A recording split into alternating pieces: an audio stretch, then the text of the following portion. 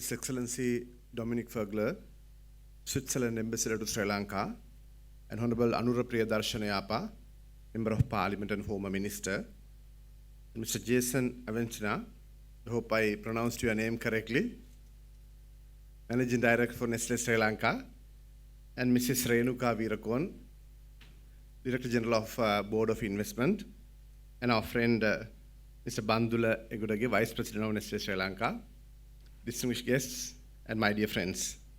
So let me at the outset thank, on behalf of the Minister of Industries and also on behalf of the Minister of Plantation, having invited us to come here at a very important occasion of your organization, at the time of your capacity building, coming at a cost of 2 billion Sri Lankan rupees. So it's an important milestone for your company. And also, many of the speakers highlighted, it's an important occasion for Sri Lanka as well, because you are going through a crisis period. So at that time, investments are most welcome. So you've taken that challenge to invest more in Sri Lanka. We thank Nestle, mother company, having taken that brave decision to strengthen your foothold here in Sri Lanka. For the last 4 years, we've been experiencing a difficult time, I would say. Starting from 2019, we experienced Easter Sunday bomb attacks, which had affected Sri Lankan tourism sector pretty badly. Then in 2020, Corona pandemic, which enveloped the whole world and slowed down global business. And then economic calamity in 2021. And when you are recovering, it's time to recover from all that, the global recession and also Ukrainian war. So your Managing Director highlighted, even during difficult times, your business had grown. Your exports have grown from $35 million to $45 million during last 2 years, which is remarkable. And Sri Lankan exporters also, in their own way, have done reasonably well during many difficulties they experienced. So Sri Lankan exports grew from 10.5 billion in 2019 to 12.5 billion in 2021. We expect our exports would remain so, but fourth quarter of 22 is a bit of a difficult time. Your orders have come down, and it's the same with most of the other exporters. But we congratulate Nestle specifically. You've done wonderfully well historically. Your presence in Sri Lanka is 115 years long, which is a very long period of time. You're one of the important multinational companies to come here to Sri Lanka and establish very well. Most of the other companies who had started their business in Sri Lanka had gone away from the country due to many difficulties they encountered. So we must thank you. You have employed directly about 1,000 people in the country. And you, with your business, more than 25,000 Sri Lankan families are connected. We thank you and we wish you all the best in your future endeavors. So Sri Lankan industrial sector and also the plantation sector has recorded a very gradual growth over a period of time. So out of that $13 billion income we generate, nearly $6 billion income is generated from the garment industry alone. Sri Lankan plantation sector contributes about $4 billion, 3.2 to be exact last year. And in that sector, coconut sector has started performing exceptionally well. So historically it was tea, we got nearly $1.2 to $1.3 billion annually. But last year, we recorded a tremendous growth in the coconut sector. We got $850 million last year. And it's poised to be the largest single plantation exporter within a decade's time. Why is that? There's a vegan diet trend in the world. And coconut is considered as one of the organic food. And we have a lot of potential, starting from coconut substrates, active carbon, and also all the other kernel products have a huge market worldwide, and it's growing. So we are an agricultural economy, and we have been growing well historically. Our tea plantations, coconut tea plantations have been 130 years old, but the tea market globally has come to a sort of stagnation. There's no growth as such. It's nearly $8 billion worldwide.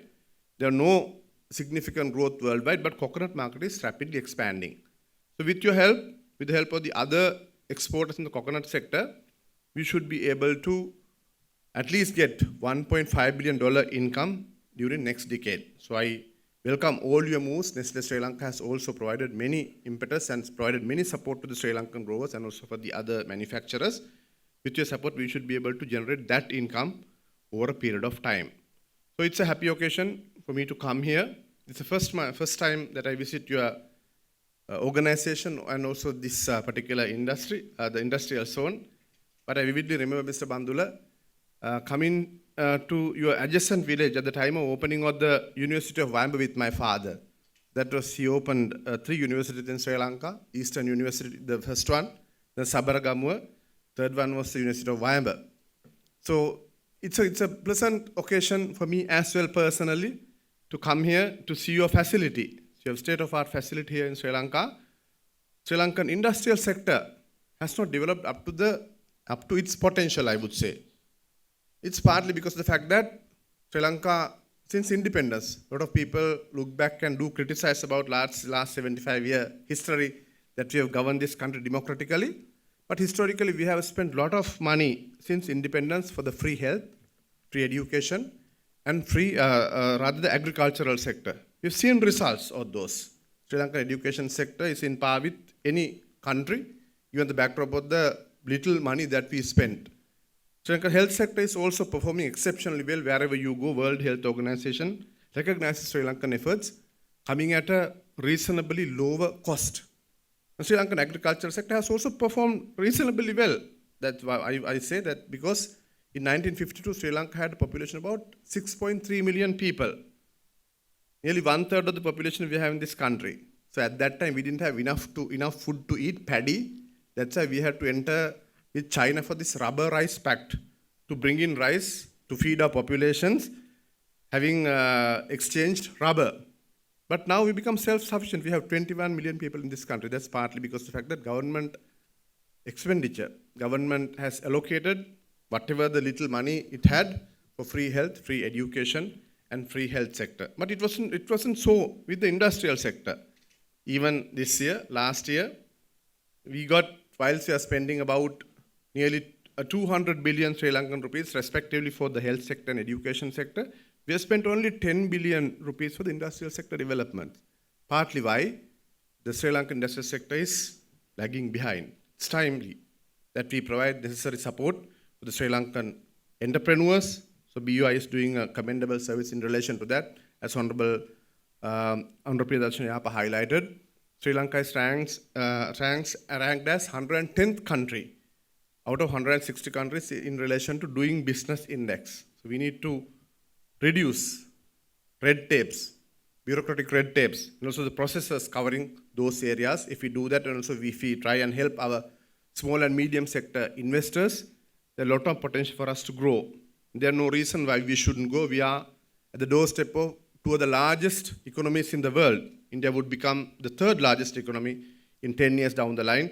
Obviously, China might become the largest economy in 2 decades down the line. So there's no reason why, with the learned set of people, young populations, the biggest asset of the country we have in this country, who are globally connected now with high level of internet penetration and the computer literacy, we should be able to bring that the globalization effect to Sri Lanka. With that, hopefully, we will see much better results in time to come, even though we experience this bad patch at present.